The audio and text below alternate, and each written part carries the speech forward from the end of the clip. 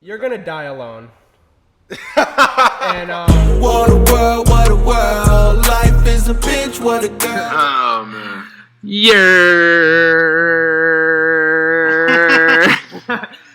This is the From the Logo podcast, episode 2. Yes, My sir. name is Adian Ahmad, here with my co-host, Christoph Bozil. How y'all doing? How you been doing since last week, man? What'd you do during the week? Give me a breakdown. I want a full breakdown, Monday through Sunday. I don't care that much. Oh, fuck. Wednesday through Sunday. Go to work. Shit.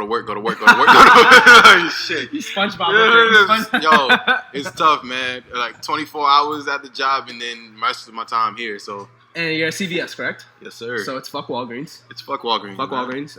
CVS, hook it up with the sponsorship. Get your prescriptions ready, man. You like the job, right? Yeah, no, I'm chilling at my job. Yeah, no, it's cool. Good week. Yes, sir. How was your week, man? I was about to say, you gonna ask me? Yeah, no, I'm not gonna be a dick. Yeah, like, how's your week going?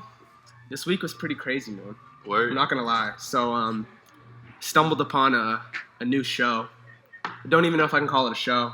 Hamilton on Disney Plus. Oh, fuck. Fam. I heard about it. I watched it twice.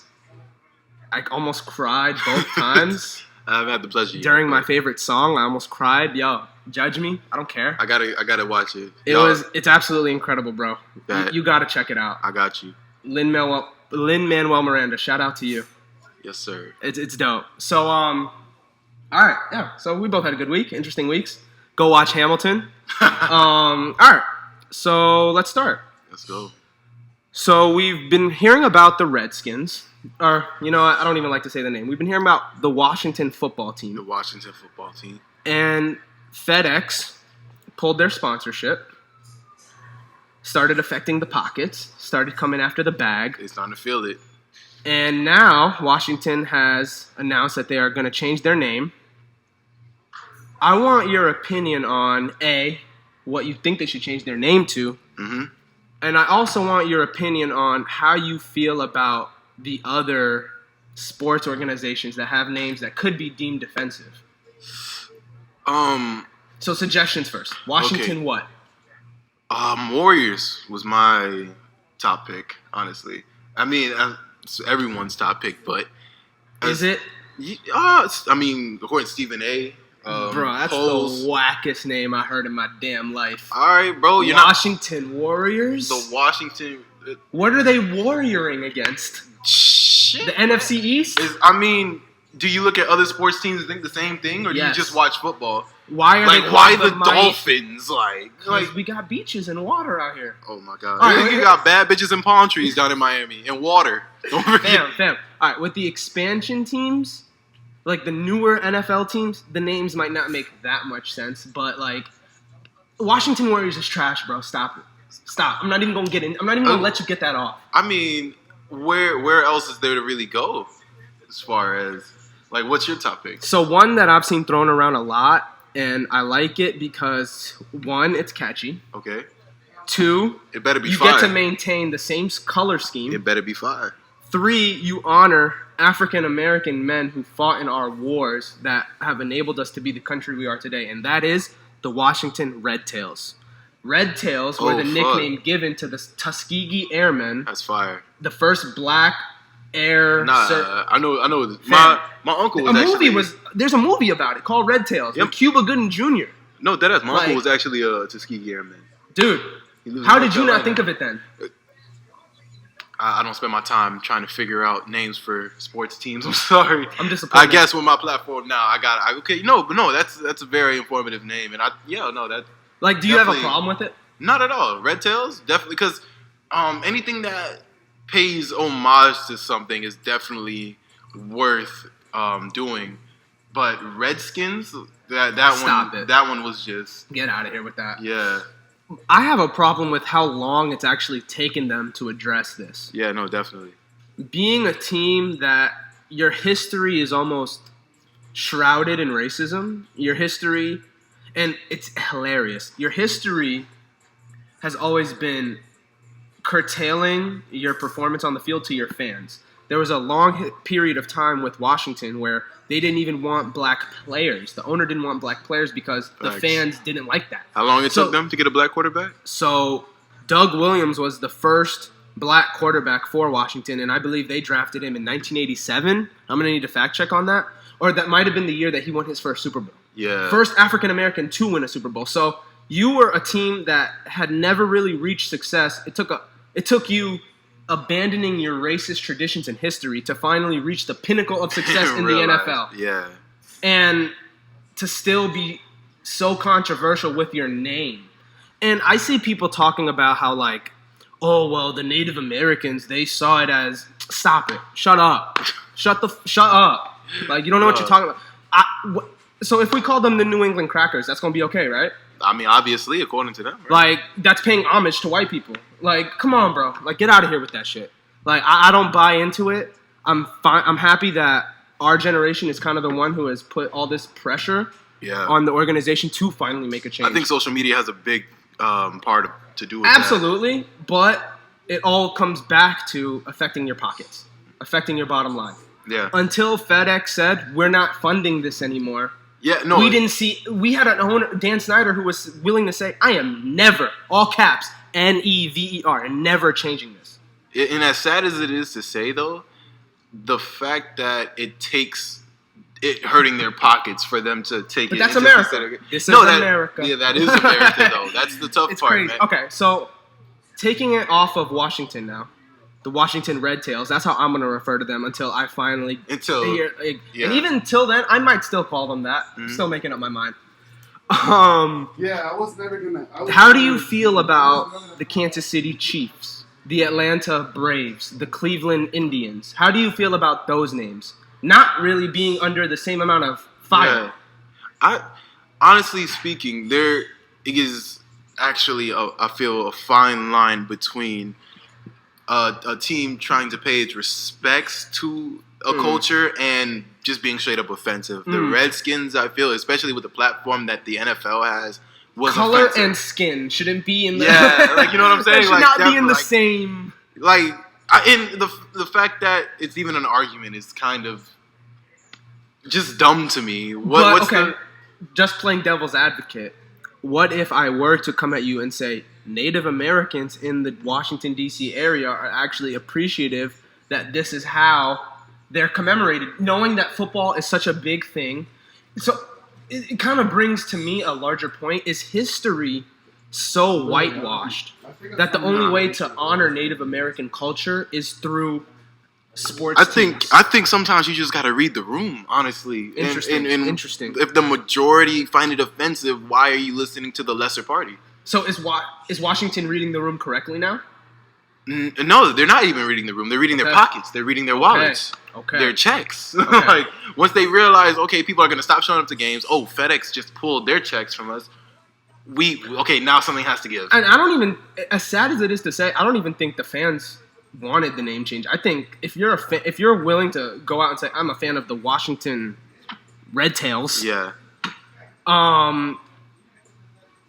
Either you're unaware of how hurtful that is to Native American culture, or unawareness I can write off. Yeah. Honestly, but either that or you're just you have a certain willingness to turn a blind eye, and that's where I have a problem. Yeah. We all need to be unified in addressing that this is wrong. Like, this name should never have existed in the first place. Definitely. It's extremely offensive, and I think the beautiful thing about time with history is that we can look back on things and say, okay, you know what? We got this wrong. This was right at the time, but times have changed. Yeah. Now we can agree that this is wrong, and we're going to move forward.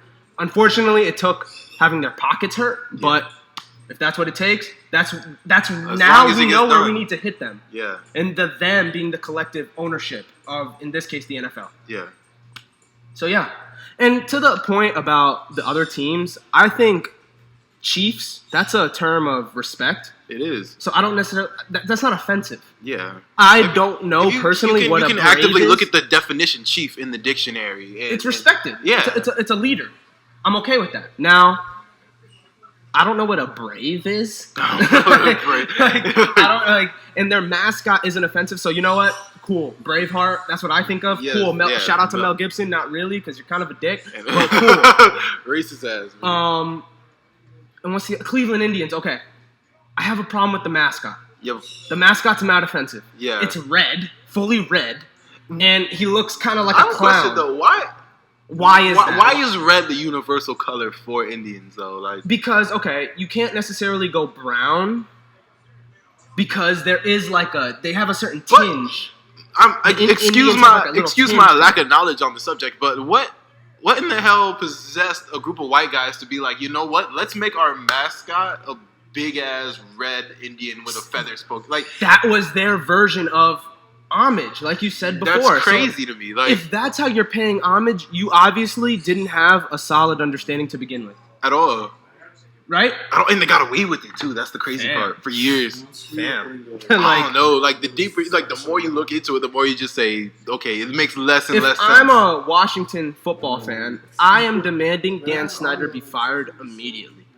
Because your unwillingness to even address the offensive nature of this is disgusting. It's despicable. as you can see going on in our country right now, we have a lot of leaders and men of power who unfortunately don't deserve to sit in the seat they're sitting in, aka Donald Trump. Like, if you want to take it there, you can. You can. Like, look at all the and there. This is why on the topic of the NFL. There is a lack of African Americans sitting in those seats that also needs to be addressed. There needs to be more black owners on not just the NFL level, MLB, NBA. Like, I will say the NBA is probably the best. It is the best, but it's still not good enough. We still have a long way to go. I'm with you. Yeah, no, the numbers just don't add up. Washington Red Tails, you digging it? I'm digging it. I'll buy a jersey if it drops. All we'll right. put it on the wall. I'm messing with it. Let's get it. Dwayne Haskins, right here. Okay, you tripping. But all right, good talk. Yes, sir. I think we really got to the bottom of that one. All right, Christoph, I actually wanted to ask you something. Being my co-host, I'm not gonna. Being a co-host of this podcast, yes, sir. I think the viewers are. The listeners, viewers, they're entitled to a deeper understanding of who we are as human beings. We'll get into that, man. So me and Daniel are in happy, loving relationships. I'm happy for y'all, man. Y'all my boys. You're gonna die alone.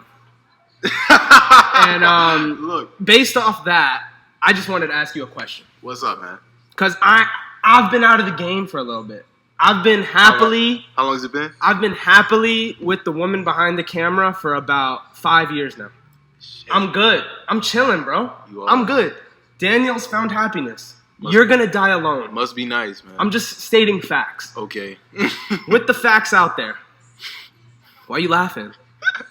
With the facts out there, I want to ask you a couple questions just to get a better understanding of the single life.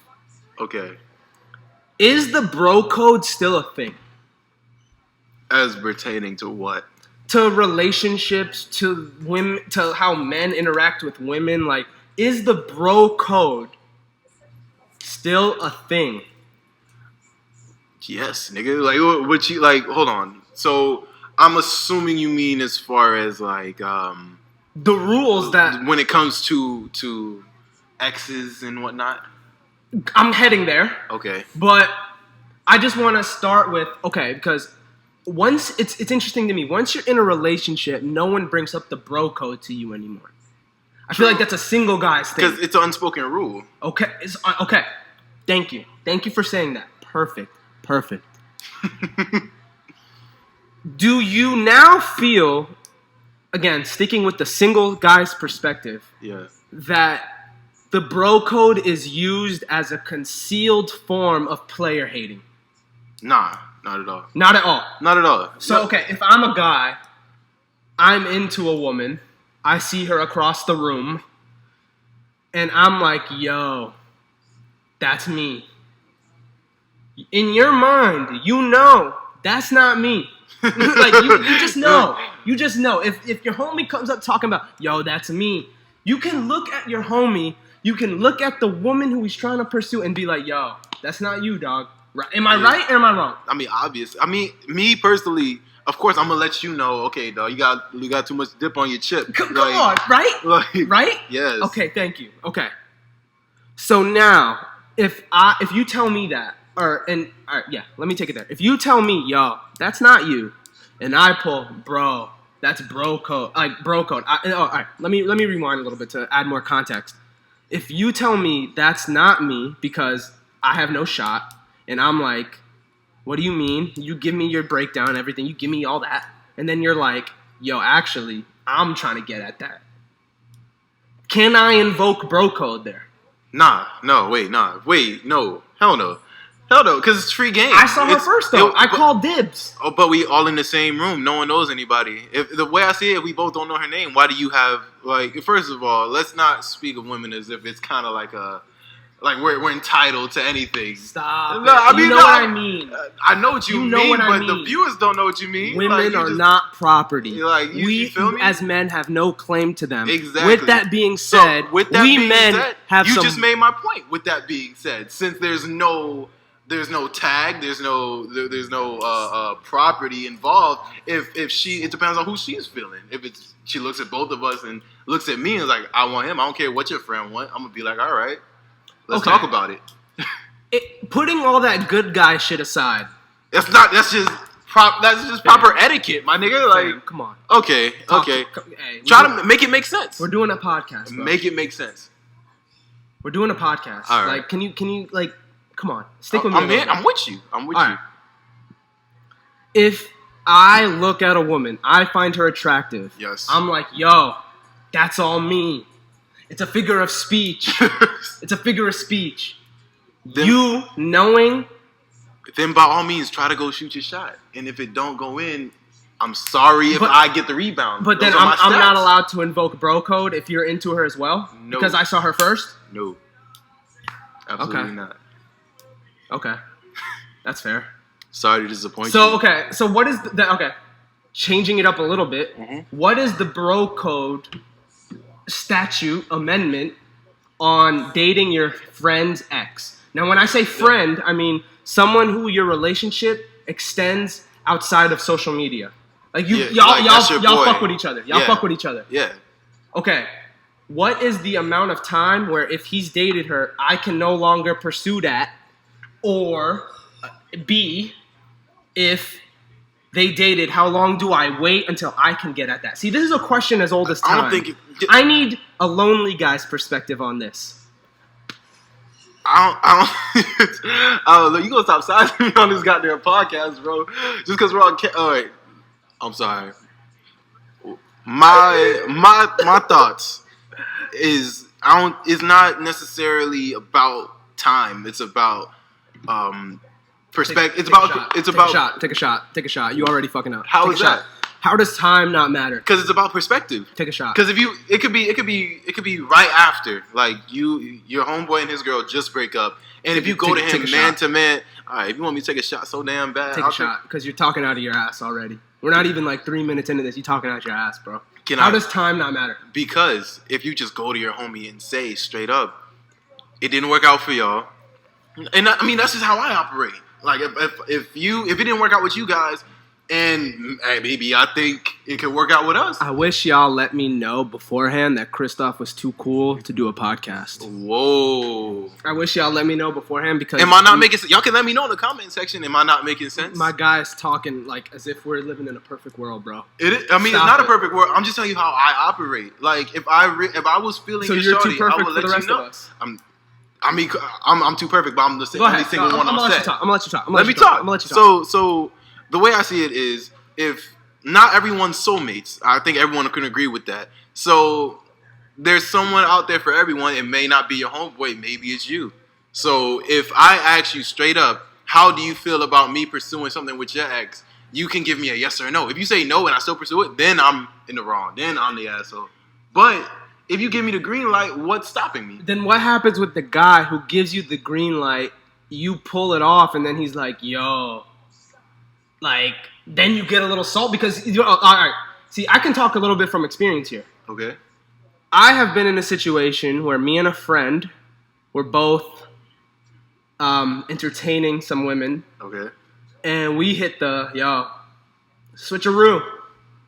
The old switcheroo. And let's just say the switcheroo didn't work as well for me as it did for you. Hey, I'm dropping bars now. But not you, but with the person who entertained these women. You know what I mean? I know. I'm following what you're saying. So it didn't work out for me. It worked out for him. I was hot. I was salty. But who looks dumb in that situation? Me? There was a mutual agreement amongst every party, but Yeah, you're but salty it because it didn't backfired. work. Okay, that's your fault. Get your sauce up. Get your drip up. Get your game up. Alright, I don't know what to tell you. Wait. Don't take it there. No, I'm Don't just take it saying, there. like, Don't take it there. is it my fault you failed? Like, you sound mad. You should be mad at yourself. I just feel like we both should have had an understanding of, is this actually going to work? And you should have, like, if you saw it working out for you and not for me, you should have helped me out. That's putting the whole team on my back, which I'm not going to do. Hey, sometimes you got to do what you got to do, bro. I feel you, but look, at the end of the day, bro code is definitely a thing, and it should be only implemented between. Give me the two. time limit. Give me the time limit. You need an actual. How long can I wait? Okay, this is kind of off topic now. The whole new subject. How long do I have to wait now to get at your ex? Like I said, just ask me. Give me how a I'm number, feeling. bro. Like if you're putting it in perspective, you're asking me if you can get with my ex. Yeah, give me a number. You just ask me and I'll let you know. It's a yes or a no. It doesn't, like it could be legit next The day. day If I tell you, after. if I tell you I'm over it, then yeah, like next day type shit. If I'm You're not crazy. over it, I'm just saying. You're bro. crazy. I think differently or think like Fam, other niggas think. I don't know. I need at least 5 months. 5 months. If you the homie, You I un- need at least 5 months just to wrap my You understand head that around 5 months she could be like fucking with somebody else, I right? don't need to know about that. If you're my But best now- friend, I'm or my. I should But say that. give it 5 months. If she fucking with somebody else, now we both single. Now what? You being a dick. Now we're both single. Yeah. All right. So long story short, he's an asshole. I guess I just look at shit differently. Fam, it's just fuck it. You know what? Fuck it. What we got? What we got in sports? All right. All right, man. So switching it up to the NBA. That was a good talk. Yeah. No. I feel like I understand you better as a human being now. I don't know what that means. I think you're so jaded to the point where you don't realize you're jaded. Like you have no feelings, bro. That's what I heard. Like you don't care about shit. As soon as I am done with you from a feeling standpoint, go do whatever you want. That's what I heard from you. I mean, I can agree with that. And I'm the asshole. I can agree with I'm the that. asshole. I mean, All it right, is what it is. All right, whatever. You look so disgusted right now. I don't know what to say. Right You now. look so I'm a little perturbed. All right, moving it on to basketball. Yo, what you think about the food that they serve in these dudes? Yo, I mean, honestly, That shit looks crazy. I mean, I'm not like I forgot who it was. Fam, Yo, these are millionaires. it was bro. it was John Morant who said it best though. Like he's not a silver spoon kind of dude. Look, when you're raised off of eating Lunchables, You know why John Moran said that? Why you said that? Because he's been only getting the bag for half a year now, bro. Wait until that third year that contract hits. Okay, but You gonna be used to a little silver in your spoon. but regardless, man, most of the league, believe it or not, came from humble beginnings. So Okay, and I'm all down for that because this is basically like a big AAU tournament. That's what this bubble kind of feels like. It's like a professional AAU tournament. on the highest level, You feel me? You're I guess all you could put it like staying that. in the same. That's why I said professional. You're Yeah. all staying in the same building. You know, interaction is limited. You know, whatever. Like everything is basically basketball room, basketball room, basketball room. Mm-hmm. So these guys are built for that. Of course, this is how they grew up. But you mean to tell me once you start tasting a little bit of money, you're trying to go back and remind yourself what your roots felt like? Not at all. But I'm saying that some of these guys shouldn't have a problem adjusting to something as simple Fam, as that food, I wouldn't touch some of the food that looks like they're being offered. I And mean- I be eating McDonald's. And like I said, like you're not built like some of the dudes in there. Most of the dudes there are there just to hoop, just to win a championship. A lot of guys who didn't want to show up to the bubble aren't there because they know they didn't have a shot or they didn't want to risk injury for no reason. LeBron's there because he knows he has a chance at the ring. So if LeBron CP's brought his personal chef, would you take that as him being less invested in winning a championship because he's more invested in his at-home care? Not when it comes to LeBron, the guy who spends over $1 million on his that body was kind of a a year. bad example. Yeah, That was like kind- when I it comes get to you. him, I get you. I That would was think kind of bad. it's like some kind of strategic thing with him. Like he needs his right amount of nutrition a day in order to But stay at peak performance. That's what I would assume. I just think like if I'm an athlete in the NBA, I want to make sure I have almost full control of what's going into my body. I'm sure. All of I'm a sudden, sure, wait, that's becoming less regulated. I don't think I've seen one thing that was bad nutrition wise on any of the pictures. J.R. Smith poured out a bag of like Doritos and Skittles and I mean that's Fam, that's JR. He probably had the munchies or something. Like, I was just about to say, like they for sure looked at yo, hook him up with the munchies. Adam Silver was like, yo, I got you. Yeah. But okay, I just wanted to like kind of joke around about that a little bit. But moving it forward to something kind of serious, the social justice, is that a fair way to put it? The social justice messages that the NBA has allowed players to put on the back of their jerseys. Some players responded with, I don't really like these, so I'm not going to do anything. Understandable. I don't really like these, but I'm going to choose what y'all gave me anyway. Mm-hmm. And then you have, I don't really like these, so I'm just going to do what I want. So the main reason I want to bring it up, because what I really want to talk about is LeBron James was kind of I don't even want to say kind of, he was the first player to really come out and say, I don't like the messages, therefore I will wear my own name. My question to you, does that come off to you as LeBron making this too much about himself and not putting enough attention on the messages that are on the back of the jersey? Because let me just kick this to you. If I'm LeBron and I have the platform I have the power I have within the NBA, I'm reading those messages saying, yo, none of these are really tapping into what I'm trying to tap into. And then I'm writing my own message on the back of my jersey. That's the trend I would like to see LeBron set. Write your own message. Look, I think doing nothing is a horrible look. I think people misinterpret the amount of power LeBron has within the league. Underestimate or overestimate? They overestimate the amount of power LeBron has in the league.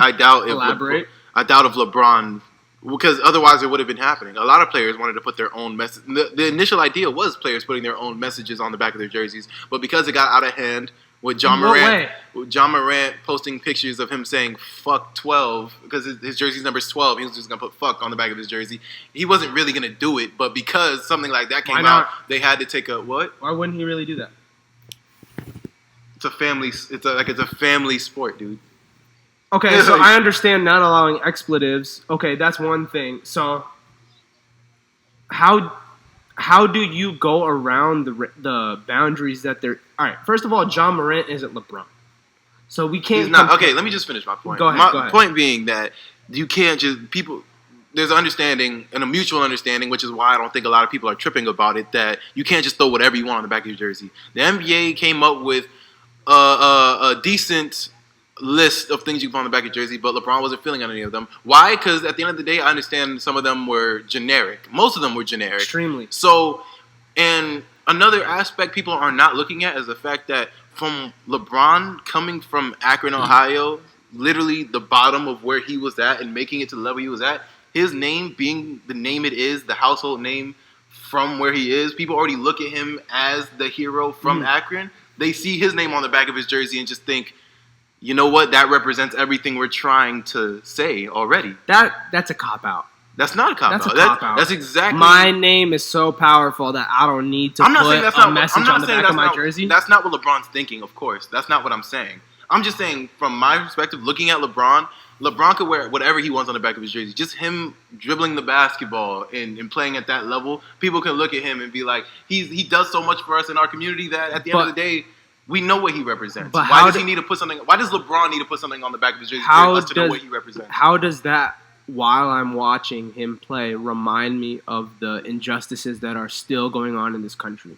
I mean, do you want to be reminded of the injustices going on in our country while you're watching an NBA game? Because it's that important. No, of course NBA, it's that important. But do you remember when I forgot when they were wearing the I can't breathe. Yeah. I can't breathe. It was just on their warm-ups. You didn't see players changing their names then. What's different now?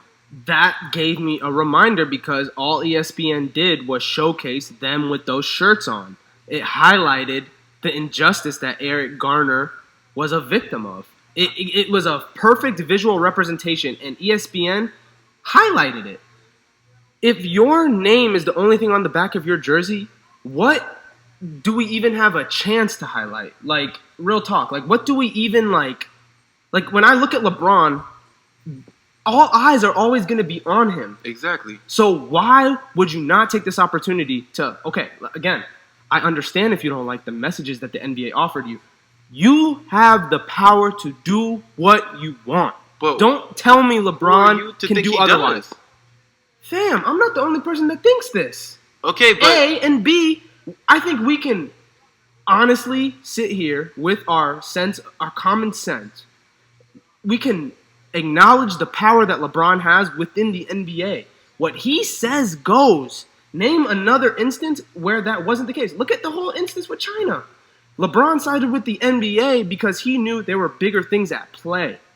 There was a bag at play. There was people were overseas. Now you're messing with people's traveling. Like, you know what I mean? Like, that's a smaller issue, but when LeBron speaks, people listen.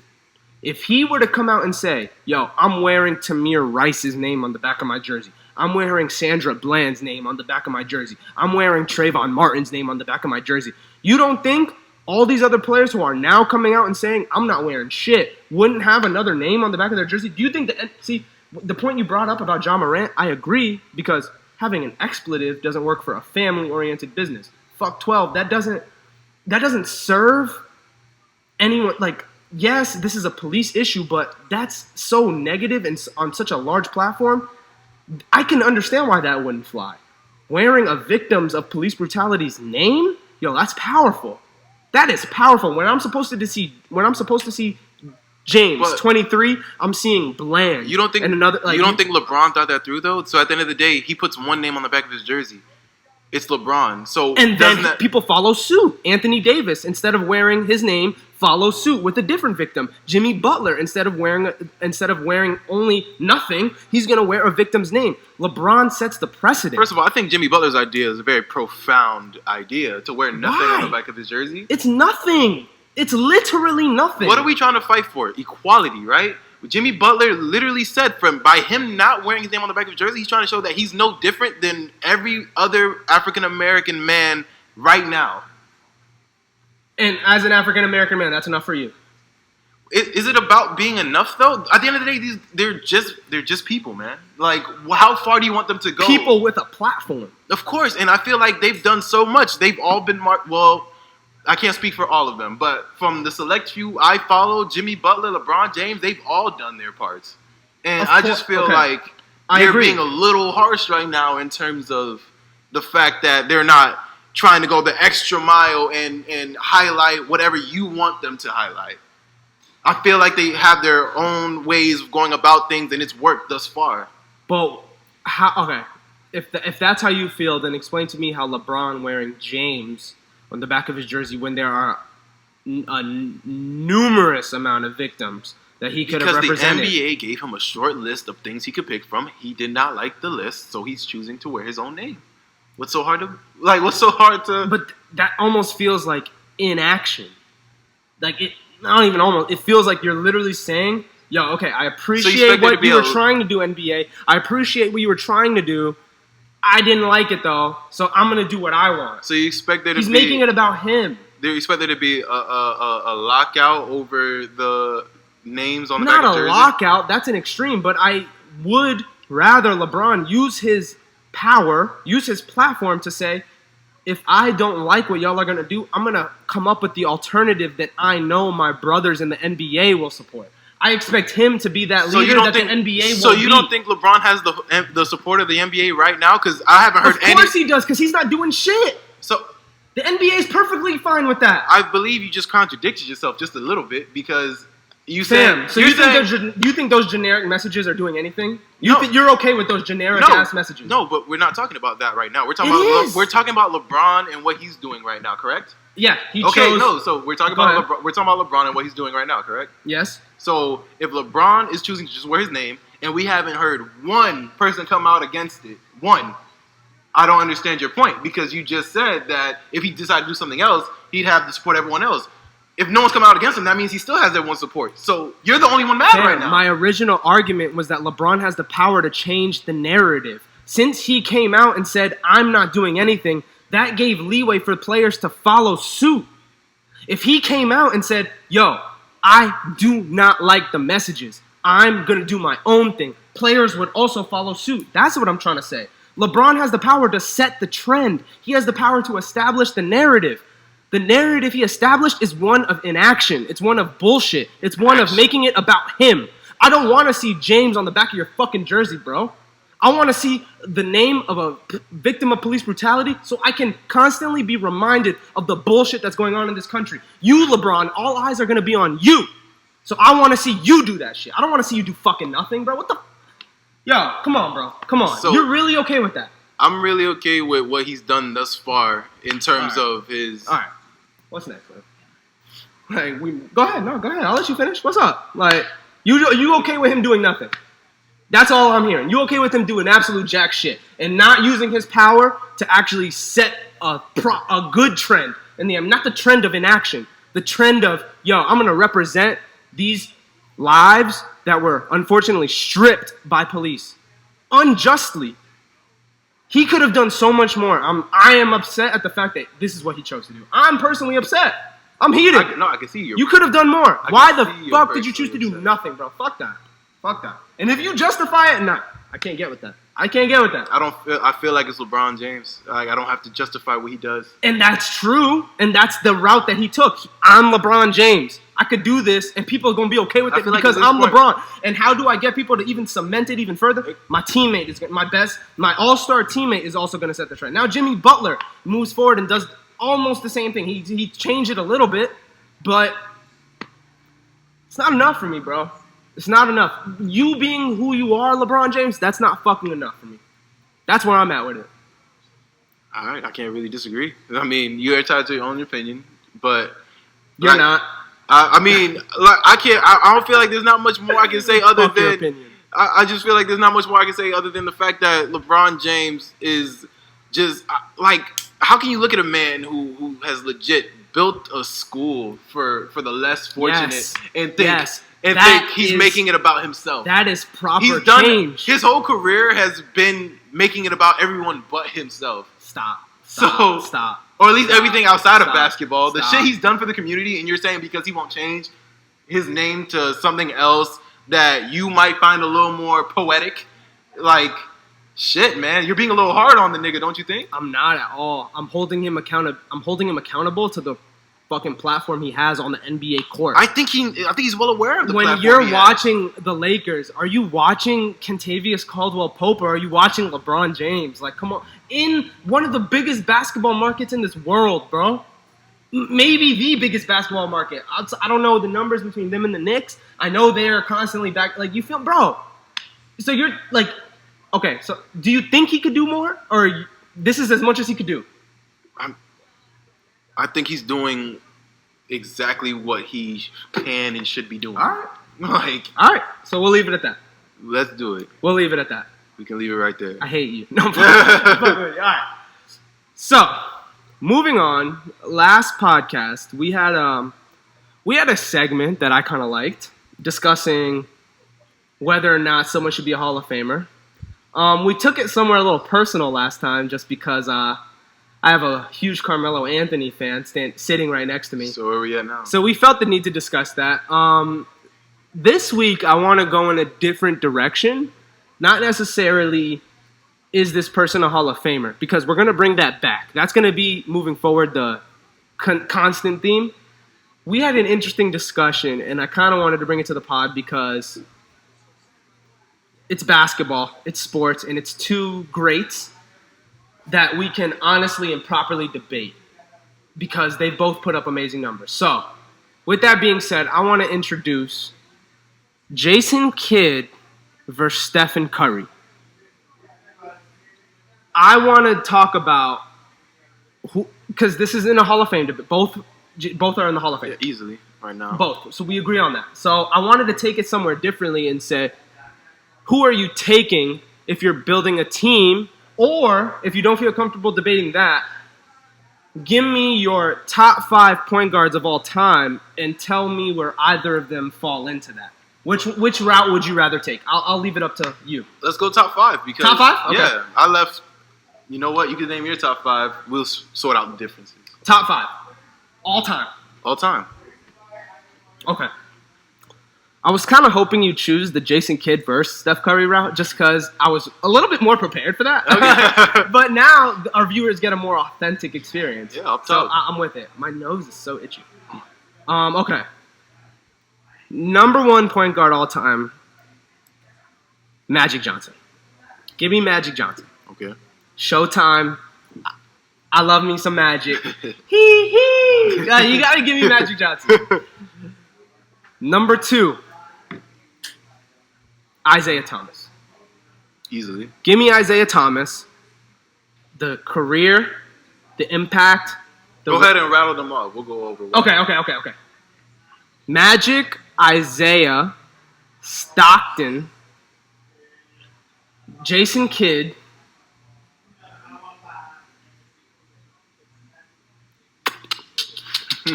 I'm having some trouble with this one. Who are you giving the 5th? Number 5 is some trouble. Give me Chris Paul. It's tough. That's tough. Oscar Robertson, honorable mention. I personally didn't watch enough film. That was a little bit before my era. So I'm going to be honest with that. Okay. I appreciate Oscar Robertson's impact on the game. The OG triple-double. I appreciate that. I don't want that to get my era. I'm young. I'm 23, yo. Give me a break. That's my top 5. So, that's my top 5. Here I'm coming with it. Magic Johnson, number 1. We cool. Number 2, Stockton. Okay. Number 3, Isaiah. Okay. So interchangeable. Interchangeable. I do agree that they're interchangeable. Yeah. I'll give you my reasoning for putting Isaiah ahead. No, and I feel like your reasonings are the same reason why chips. Chips easily, and the fact that he was a vocal point in those chips. No, broken ankle, sprained ankle. But the reason I give 25 plus. The reason I give Stockton number 2 is just because he's so far of everyone else and far. Statistically, it's hard to argue. Yeah, statistically, it's very hard to argue, and that's why I put Magic number 1 though, because had he not had his career shortened. I put Magic number 1 simply because we're never going to see anyone like Magic again. Ever. Like, we might get another Stockton who spends his career just dishing to a power forward like Carmelo. Yes. But Steve Nash could have been like you could replicate John Stockton. I believe you can't replicate Magic. I could argue that Steve Nash was our generation's John Stockton. Yeah. So I'm at number 4 right now. Yes. Who's after Isaiah? After Isaiah, I go Oscar. Averaging a triple-double in a season. First one to do it, but then it somehow got unimpressive when Westbrook did it for 3 seasons in a row. Because we don't talk about that enough. It's extremely unimpressive. It's extremely unimpressive, the fact that you can lead your team in every statistical category for 3 seasons straight. Like, what are we talking about? We'll get into that. So give me your top 5 so I can cross-reference our list. So Magic, Stockton, Isaiah, Oscar, and then I put Curry in that last. And as of right now, it's still Steph Curry. Magic, Stockton, Isaiah. Who's 4? 4 was Oscar. Mm-hmm. Curry. Yeah.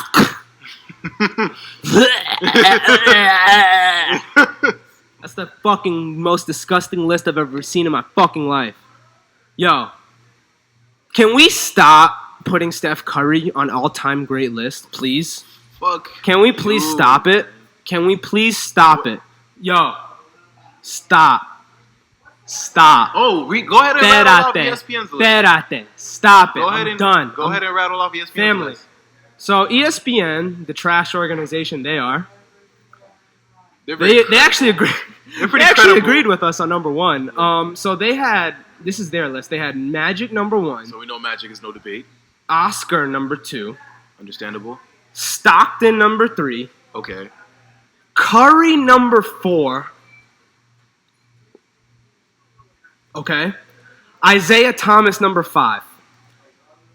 So Chris Paul, Steve Nash, and Jason Kidd are all behind Stephen Curry, and you're okay. Wait. Look.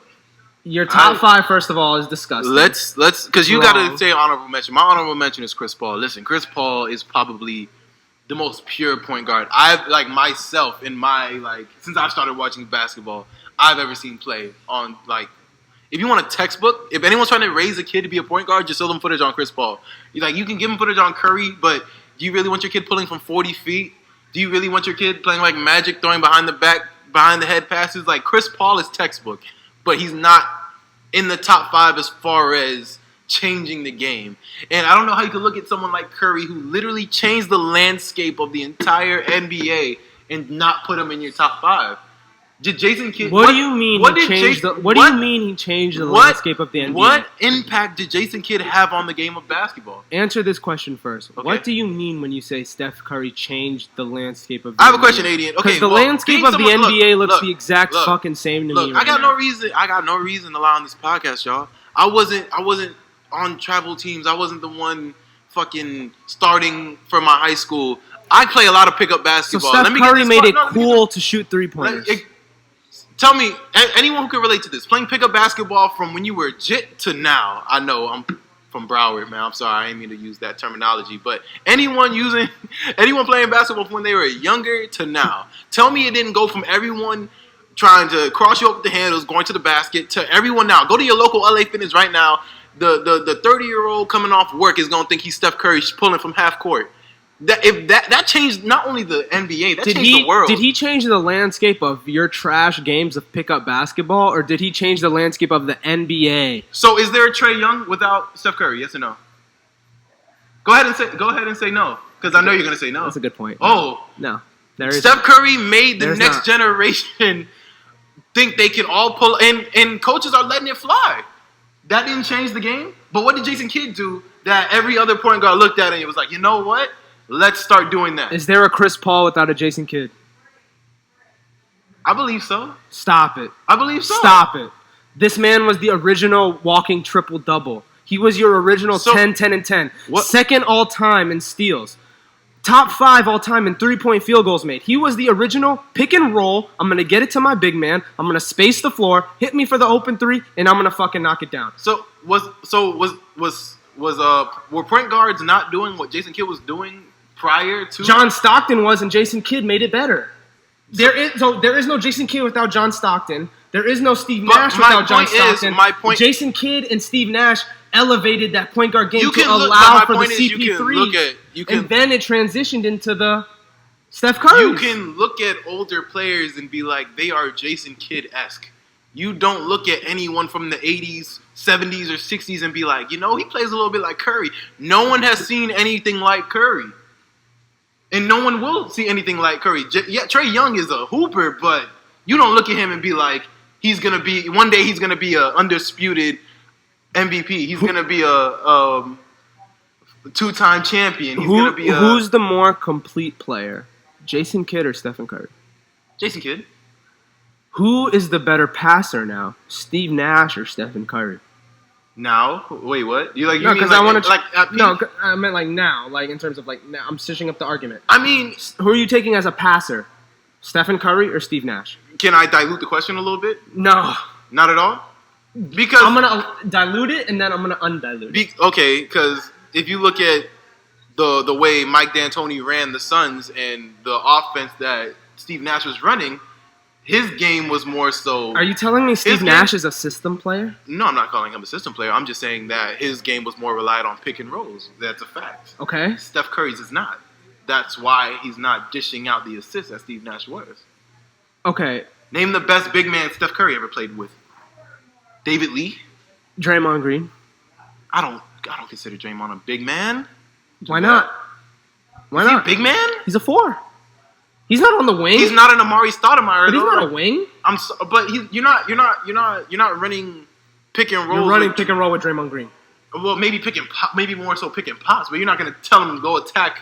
You were running pick and pop with Chris Bosh. You were running pick and pop with Dirk. Does that make them less of a big man? These are all bigger men than Draymond Green. Yes. All right, Draymond Green is 6'9". Okay, are you running? Are you running pick and pop with Karl Malone? Karl Malone 6'9". I mean, you're not running pick and pop, but you can definitely run a pick and roll.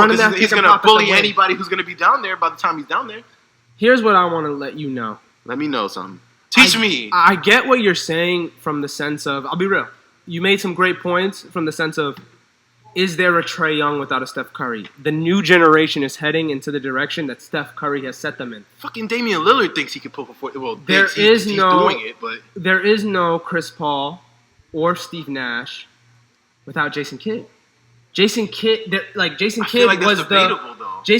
was our generation's John Stockton.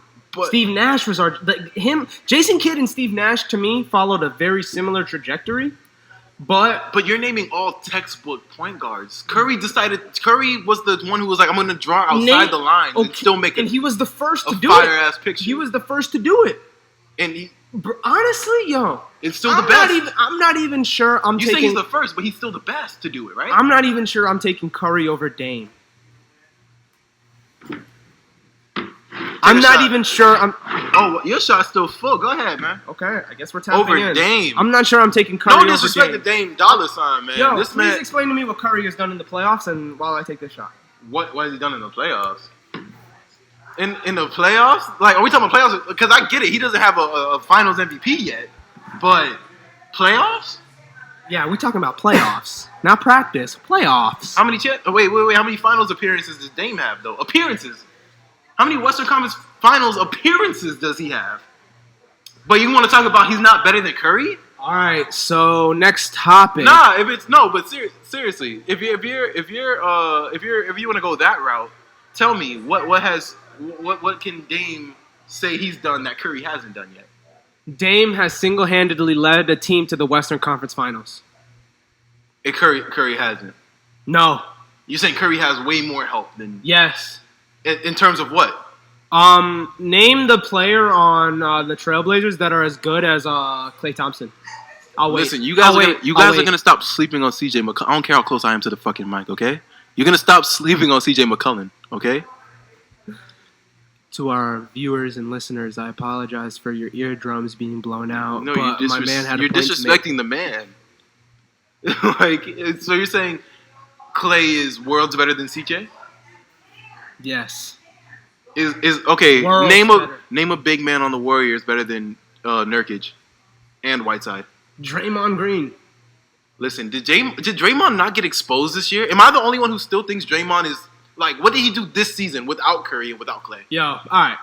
Don't change the subject. Answer for the viewers. What did Draymond? Let me hear his numbers. Fam, I'll be real. No, the credit that you're giving Curry is just fucking unreasonable. I'll be honest. Like it's ridiculous. Fam, the route he took to avoid that question is crazy. I understand that the guy shoots and he makes it from a far distance so it looks cool, but when it comes down to clutch time, who turned the ball over in the Game 7 of the 2016 NBA Finals to give Cleveland an opportunity to actually win that game? Who turned it over? Please tell me, Christoph. Look, you can point out all the negatives you want, but when it comes time to win the game, I don't trust Steph Curry. Give me Klay Thompson over Steph Curry in clutch time any day. If you want to look at my dog's resume, you can do that. Bro, his resume is shit. His resume is shit? Unanimous MVP, bro. First ever. Cool. First ever. First ever. That means a room full of niggas looked at each other and said there's no one better than him in the league. And what happened in the finals? Again, you can argue. You can argue. Not turned it over. You couldn't make a fucking shot. Couldn't defend anyone. Matthew Dellavedova made this nigga look like a scrub. I have a simple question though. Would you rather a point guard who will take you there and not show up, or would you rather a point guard that can't even take you there? Give me the point guard that can't even take me there because I don't look as a point guard to take me there. Guys, we have someone who doesn't like to win on the podcast. No, I'd rather get there with my team and then you show up when I need you. Why do you give me 40 points in the regular season and in the playoffs you give me 15? Okay, so no. I appreciate that. I appreciate you wanting someone who can give you... I want someone who can... That's why I don't want James Harden either. Like, give me someone who performs when it matters. I don't give a damn that you got me 58 wins. I don't care about that. I don't care. That's not my argument. My argument is simply that Curry has succeeded on basically every level. Shut up. Why did he not win the Finals MVP when Iguodala won it? Because he was unimpressive in that Finals. Because he's unimpressive in every Finals. But And how then many finals has he made it when to? you're next to KD, you're never going to look impressive because he's the craziest specimen I've seen play basketball ever. Oh, yeah, he's a freak of nature, and he's still a bitch for going to the Warriors, but we're not going to... I'm not even going to... Yo, I'll be real. Steph wasn't good enough to carry Golden State past the hump consistently. If we're talking about consistency, the Warriors needed KD more than KD needed the Warriors. We can get into that on a deeper level in another time. I just need to make that clear. Yo, Steph Curry is not a top 5 point guard all time. Stop it. I'll give you Oscar, bro. I'll put Oscar over CP3. 73-9. And what championship do they have to show for that? 73-9. And what championship do they have to show for that? They have an awesome MVP trophy. They have I don't even know. They have you have the best record in the regular season. But what does Dame have? What does Dame have? What does Jason Kidd have? The cover of NBA 2K21. Jason Kidd got his one and only finals on a Dallas team that had no business beating Miami, by the way.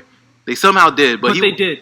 But was Jason Kidd a vocal point? That championship win is more impressive than any championship Steph Curry has ever won. But wait, was Jason Kidd that much of a vocal point in that finals that it overshadows anything Curry's done in the finals? He was the best point guard on the floor.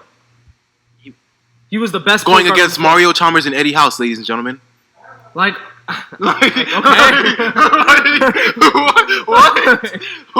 Get out of here. Okay. That's tough. That's tough. He was the best. Okay. Do I need to take a shot for that one? Yeah, you do. I'm sorry. I think I do. I'm not gonna lie. You got me. You got me there. I didn't think he was gonna bring it up.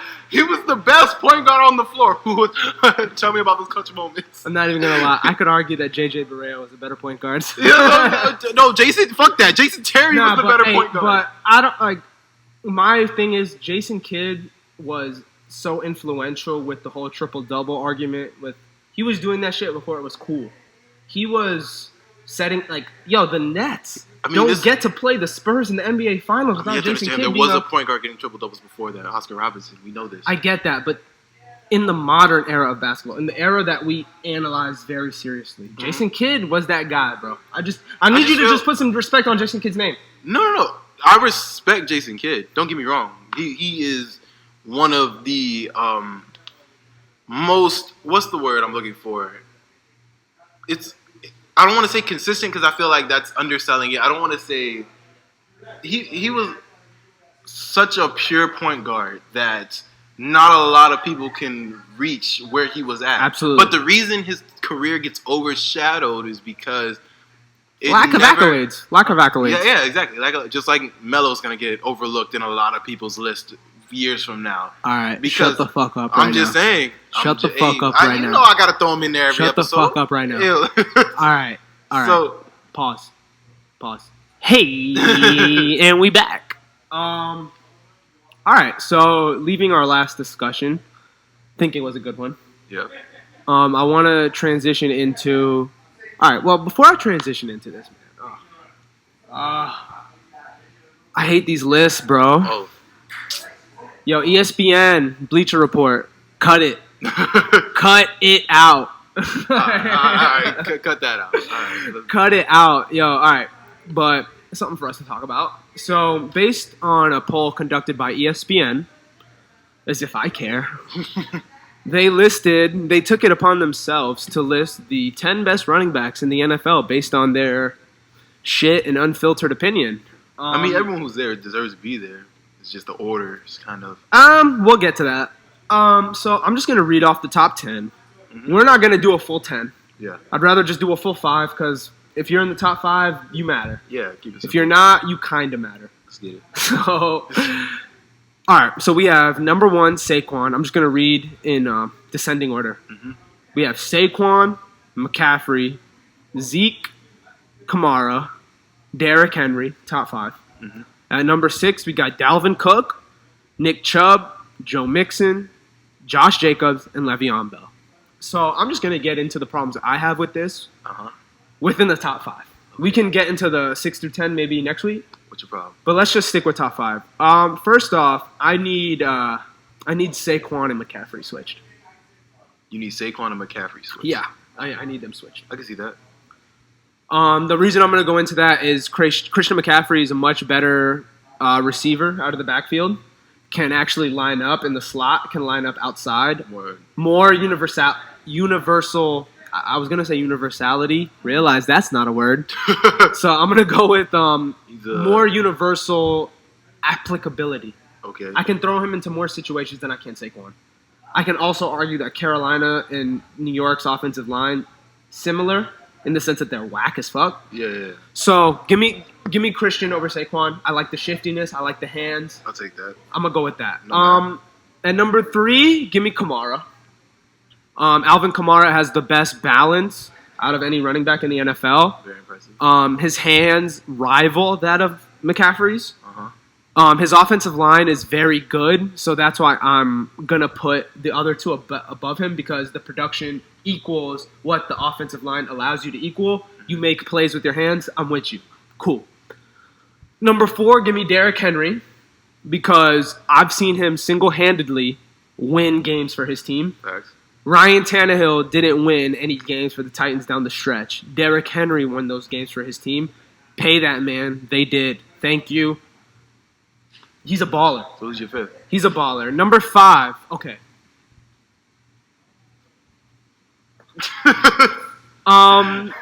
So I want to put Dalvin Cook here because not only is he a very shifty back, very low-key, shifty, his speed is very underrated, but the injuries, the severity of the injuries is cause for concern for me. Yeah. When I saw him at FSU, he was the best back I have maybe ever seen since Reggie Bush touched a college football field. Okay. I'm going to throw, in terms of college backs, South Florida, Lamar Miller is up there in terms of college backs, but that's another thing we can get into another time. So Dalvin Cook is honorable mention. I'm happy he's on this list. So who's your 5th? Why is Leonard Fournette not in the top 5? I want you to explain that to me. He's not even on this list at all. Not in the top 10. He's not in the list at all. So that's a problem I have. But why is he not in the top 5? Because he's better than Josh Jacobs. He's better than Joe Mixon. He's better than Nick Chubb. The list. I gave you my reason for Dalvin Cook. Why is Leonard Fournette not in the top 5? The list isn't top 10 running backs when healthy. The list is top 10 running backs. So is that not simple enough for you? If you look at these running backs, everything they have in common is their durability, in a sense. And, so the way I see it, Saquon, number 1, I think that's fine. If you look at everything I'm not mad at that. If you look at everything around him, the fact that he's putting up the numbers he is pretty godly. Like, I'm not mad at it, but McCaffrey's better, in my opinion. Like I said, if you look at both their situations, they're both pretty shitty O-line. So at the end of the day, their production going either way is insane. So, like I said, if you want to split it, you could go Christian McCaffrey, 1A and 1B. That's fine. So we're in agreement on that. Yeah, we're essentially in agreement. So, yeah, 1A, 1B, Christian McCaffrey, Saquon. Who's your number 3? My number 3, I'm going Derrick Henry. And it was for your reason, strictly because this man wins games by himself. Like, the shit this man does. He's a grown, like, did you see the stiff arm he had on Earl Thomas? Fam. Derrick Henry's a monster. Like, he turned him into a blocker. How do you feel about his catching ability though? Compared to a Kamara, compared to a Cook, compared to a Le'Veon. I mean, I don't see the Titans run that much because their backup.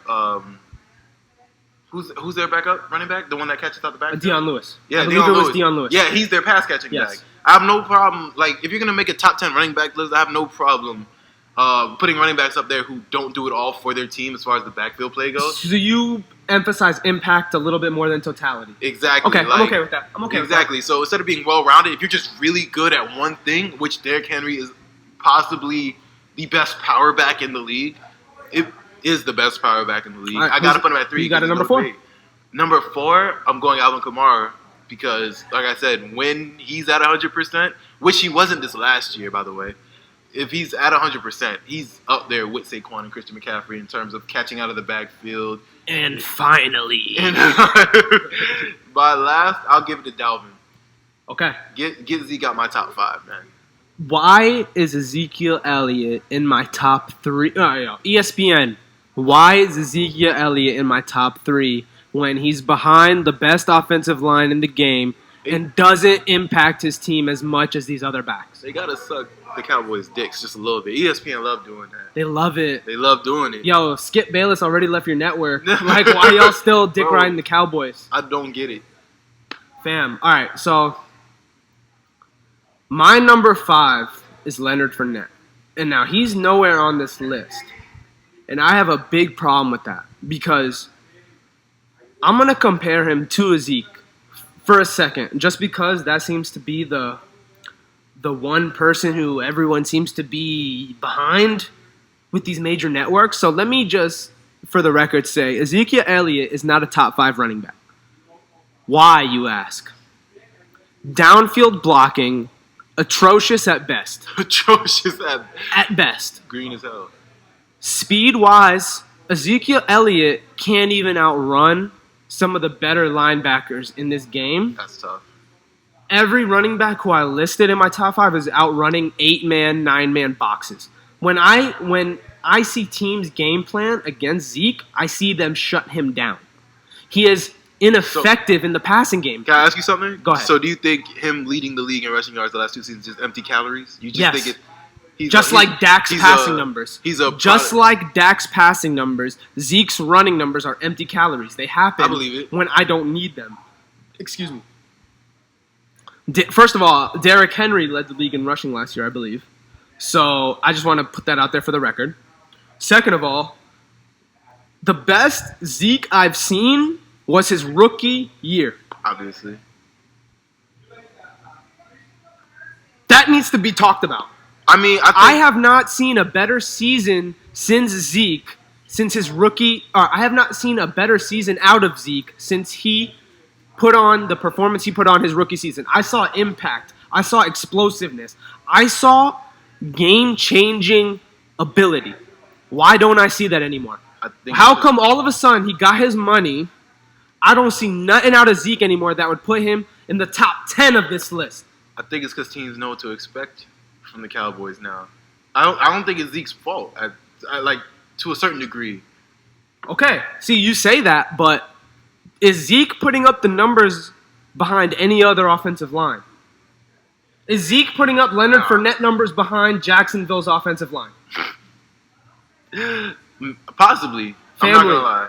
In Leonard Fournette's second year, and I'm gonna need a fact check on this, but I just want to be sure. I'm pretty confident about this.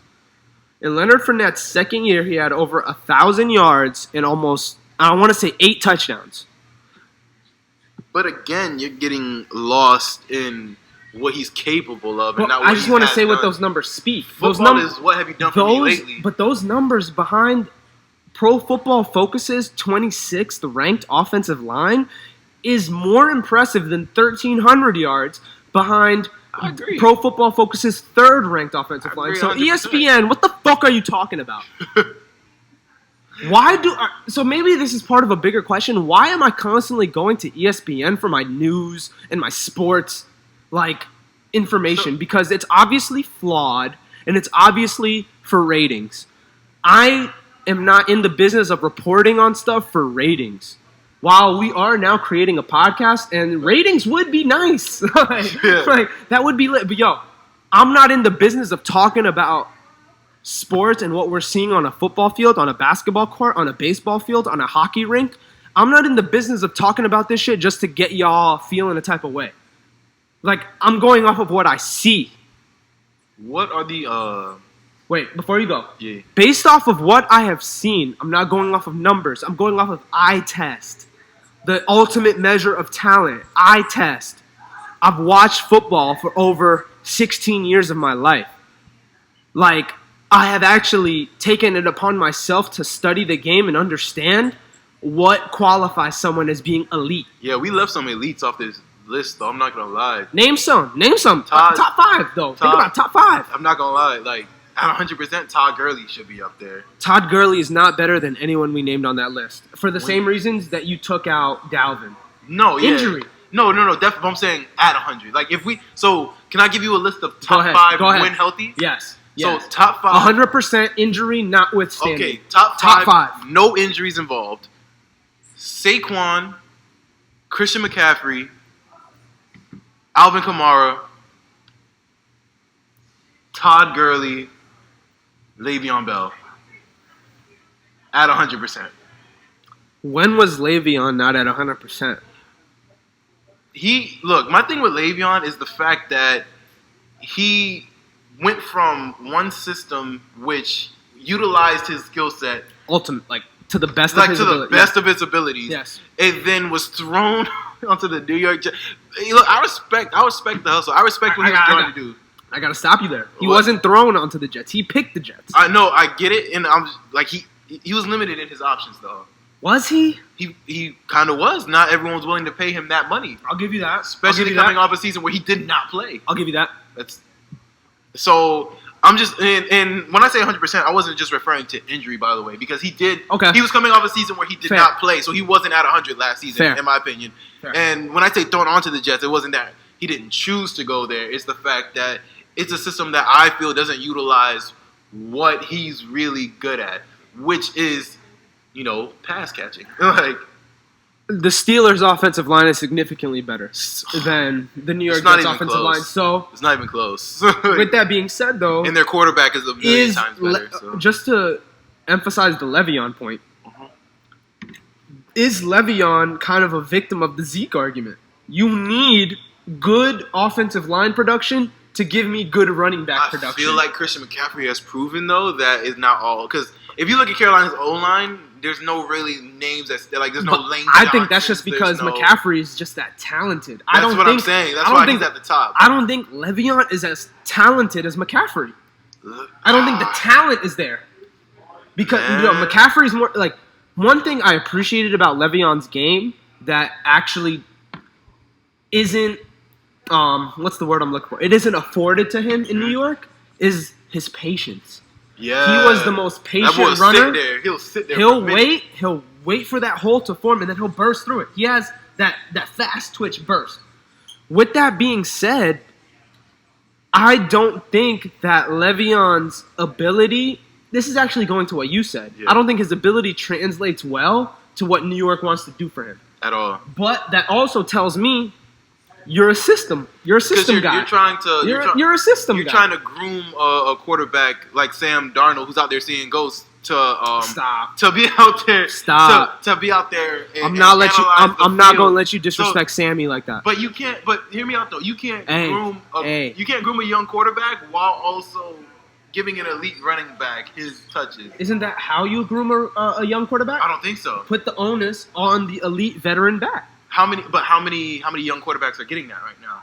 Lamar Jackson's not leaning on a running back. Kyler Murray's not leaning on a running back. Stop. Matter of fact, you just named Carolina- two guys who are faster than almost every running back in the NFL. No, but I'm just saying. Like come on. Okay, what's Josh Allen? Compare Josh Allen to Sam Darnold. Wait, Josh Allen is one of the fastest dudes too. This man be on the move. I think he's got speed. I think Sam Darnold is also athletic enough. Are you seeing a lot of young quarterbacks being held down by elite running? If anything, the running back position is low key becoming obsolete. No, here's what I'm saying. I think if you have an elite running back as a quarterback, that should help your development. That shouldn't hinder it. It should, but I'm Josh Allen doesn't have that. Who did privilege. Pat Mahomes have the last two seasons? LaShawn McCoy, Spencer Ware. LaShawn hasn't been shady for a These minute. are all Spencer Ware, Chakandrick West.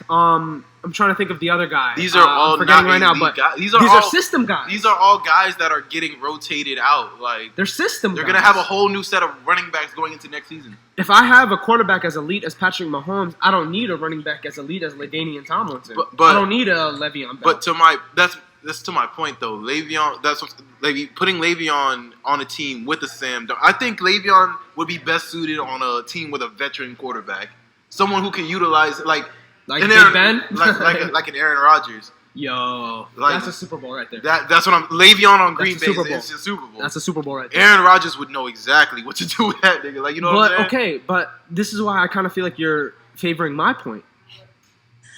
This guy is a system guy. He's not an elite guy. He's Okay. If I create the right, and maybe you can say this about more players than I'm willing to admit. Yeah. But when I think Le'Veon, based on what I saw last season with New York, you're not giving me elite production, therefore I don't need to pay you elite money. Yo, this is random, but how crazy would a ground and pound game be with Lamar Jackson and Derrick Henry in the same? Like you met the other teams would just behind the Titans' offensive line. Yo, put Lamar Jackson on the Titans, fam. Yo, that's It's tough. over. That's It's tough. over for a while. That's yeah. Okay, how about that? All right, let's just play a little game. Let's Yes. not go too deep into it. Yeah. Just a little. Lamar Jackson on the Titans or Deshaun Watson on the Colts? Because we brought that up last week. Who you take? Which one do you Which like team more? goes further? Which one do you like more? Okay. Keep every other piece. Keep every piece. Just replace those two. Deshaun Jackson, Colts. Or Watson. I'm sorry. Deshaun Watson, Colts. Lamar Jackson, Titans. Which one do you like more? I don't even know. I'm taking Deshaun Watson. We haven't talked about this before, so I'm taking Deshaun Watson on the Colts only because y'all see where the league is going. You see who just won the Super Bowl. Like, and the Ravens high key actually got exposed in the in the playoffs. I don't know if I can say exposed. For the last 2 seasons, matter of fact. And it's not Lamar Jackson's fault. I just think teams let that shit slide in the regular season. And then once it comes playoff time, they know how to game plan for it. Like, you know what I'm saying? It's almost like basketball, though. And yeah, so if you put Deshaun Watson on the Colts and you have their same O-line, so Deshaun Watson's not getting hit 1,000 times a game, he has a Marlon Mack to hand the ball off to and not an injury from Lamar Miller. But just to play devil's advocate, if I'm running a read option and Lamar Jackson either has the choice of handing off the ball to Derrick Henry or taking off by himself. But I'm saying that can only take you so far. Fam, that's going to take you to the ball.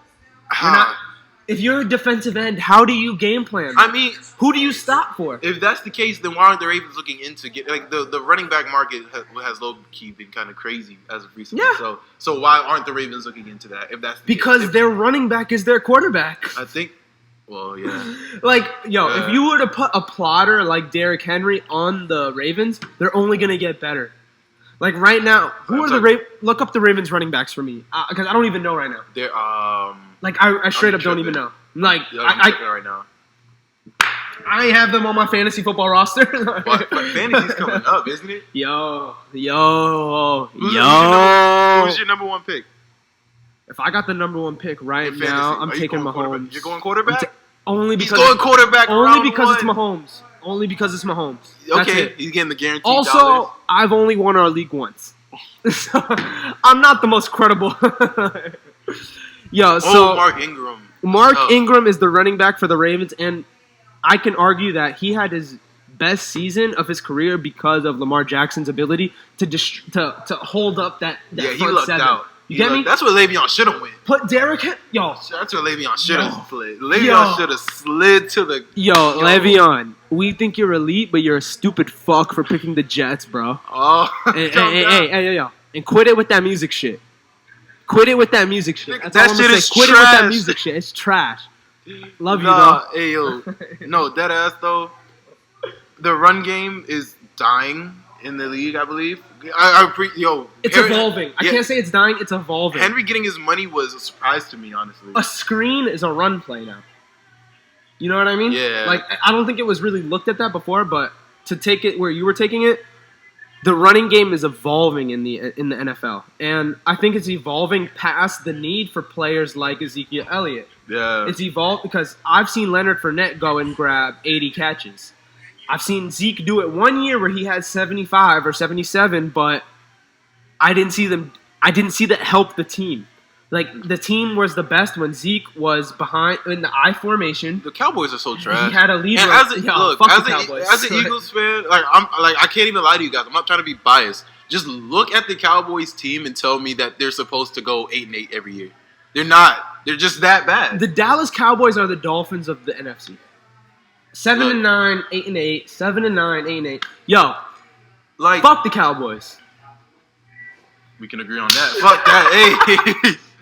All right, man. So, okay, if I'm gonna take it like anywhere else with these running backs, recently we've seen these Madden ratings. I love Madden. I'm a huge Madden guy. I'm a huge 2K guy. With that being said, EA Sports, what the fuck? Y'all tripping. What is good with y'all? Y'all need to chill. Fuck I'm out. getting sick of this shit. I'm really getting sick of this shit. Y'all. Where's that? Pull it up. Let me pull this list up right quick. Give me a second. Talk while I'm pulling this list up, bro. Just give me your soliloquy on why Madden needs to stop. I mean, why Stop you pulling up the it. running backs list? Let's get into Gronk coming out of retirement and automatically being a 95. Fam. That's tough. That's tough. white privilege. That's white But privilege. Zach Ertz gets a fucking 90. That's white privilege, bro. Zach Ertz, he what? Led the league White for privilege. tight ends and in receiving yards Fam. last year. Travis Oh my- Kelce and George Kittle are the Travis best should be tight- I'm not gonna lie. Travis Kelce coming off a Super Bowl. He's He a should be 97. He should be a 99. Is he better than Kittle run blocking though? So that's He's where not. that's He's where not. the That's the minus extra, 2 comes That's from. the extra 2 points right there. All right, I Okay. can't find this fucking list. I remember most of it though. All right. So we Lamar looks that soul shit? as shit in that picture. Y'all seen LeBron? Year 17 going crazy. All right, so All right. they had Saquon as a 91, Nick Chubb as a 92, Josh Jacobs was an 88, I believe, and Josh Jacobs was an 89, and Alvin Kamara was an 88. Alvin Kamara ain't no damn 88. Fam, Like I get he was like I said earlier, he was not at 100% last season. fam. But that's disrespectful. We just gotta stop disrespecting guys whose talent isn't. You can't measure that on a football field, and what I mean by that is, when I see Alvin Kamara catch a ball and take it for 8 yards, yeah, people look at it as like, yo, that's an 8-yard catch. I look at it as that. Can Zeke do that? Can Zeke run that route? No. The only people I see running the routes Kamara is running, first of all, Josh Jacobs, yo, you are talented as hell.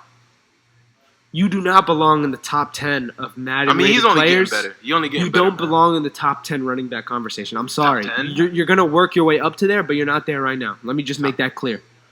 Also, Madden, EA Sports, called me.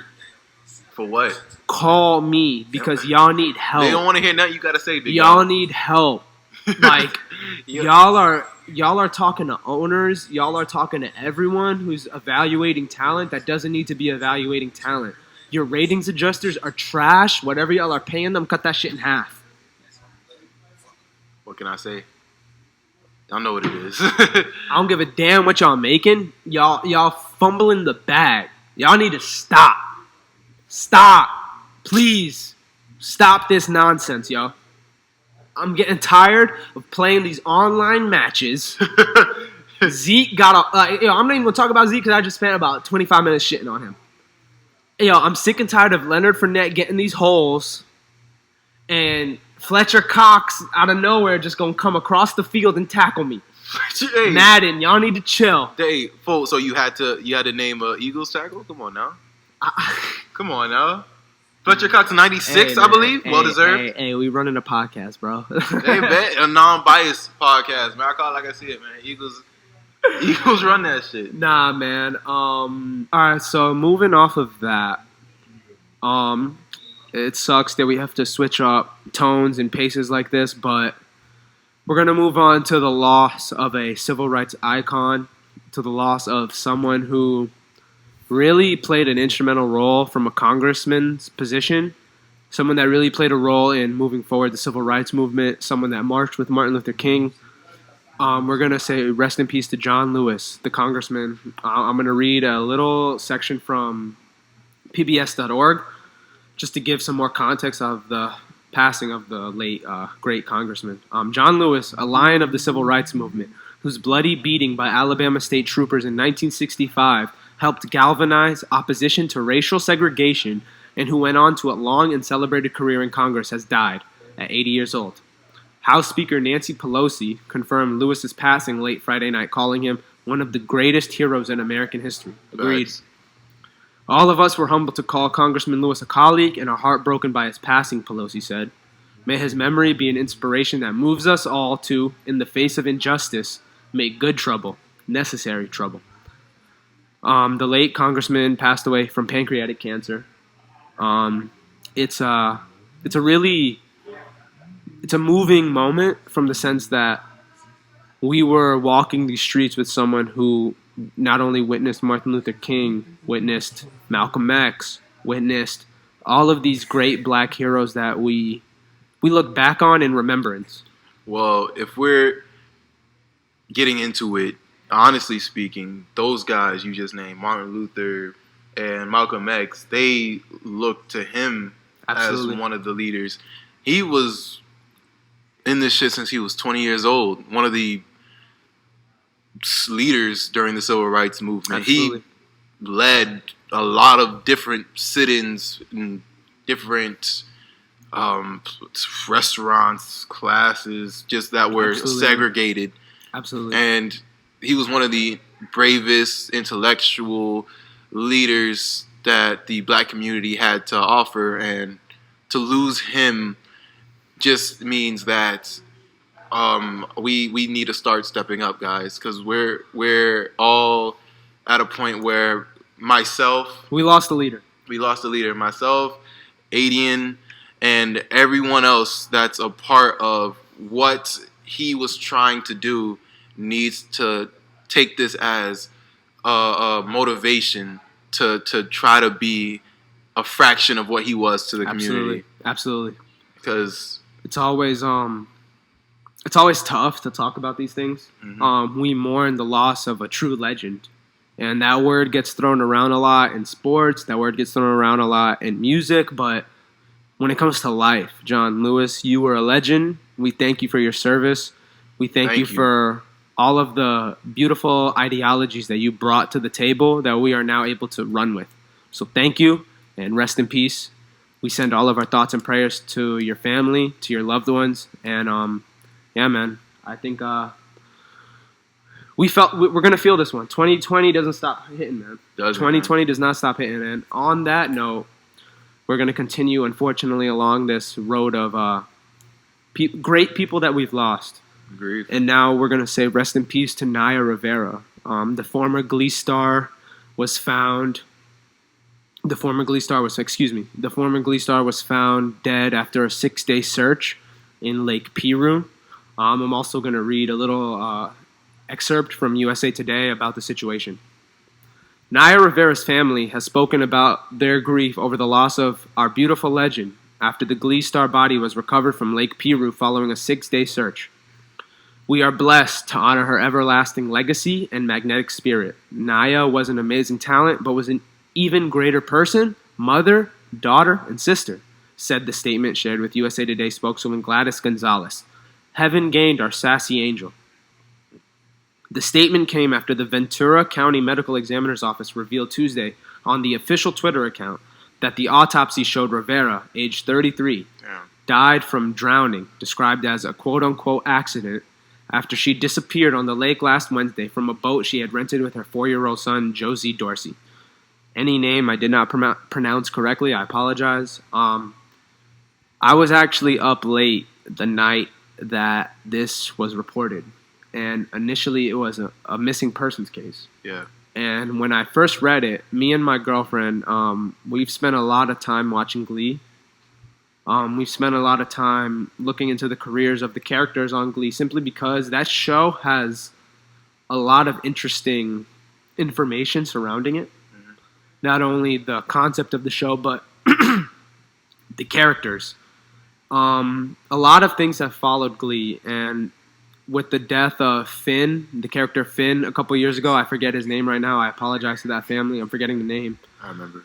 But you go ahead. Do you know his name? No, I remember. Okay, I apologize. But yeah, now that we've lost Naya Rivera, it casts a dark cloud over this show that is unfortunate. The situation is extremely sad. We send all of our thoughts and prayers to the Rivera family in hopes that you guys are accepting closure. Because unfortunately, after the 6-day case, she was found, proclaimed dead, so it's not necessarily a missing persons case anymore. Yeah. Yeah, it's just very sad, man. It's unfortunate, and we just want to bring to light some of the things that happen around the world on this pod because, sports is awesome. Sports is fun to talk about. Sports is fun to debate. But at the end of the day, we're all living life. So with that being said, rest in peace to Naya Rivera. We hope that your family is coping well. We hope that your son is doing well. This is a very traumatic experience. So we just hope that, everything is just moves along. Yeah. It's very hard to speak about. It's never easy. Rest in peace to Naya Rivera. All right, and we are back. And to end this somewhat solemn segment, we're going to shed some light on a Black Lives Matter activist whose life was lost in the face of reporting a sexual assault, in the face of just being a true queen for the Black Lives Matter movement.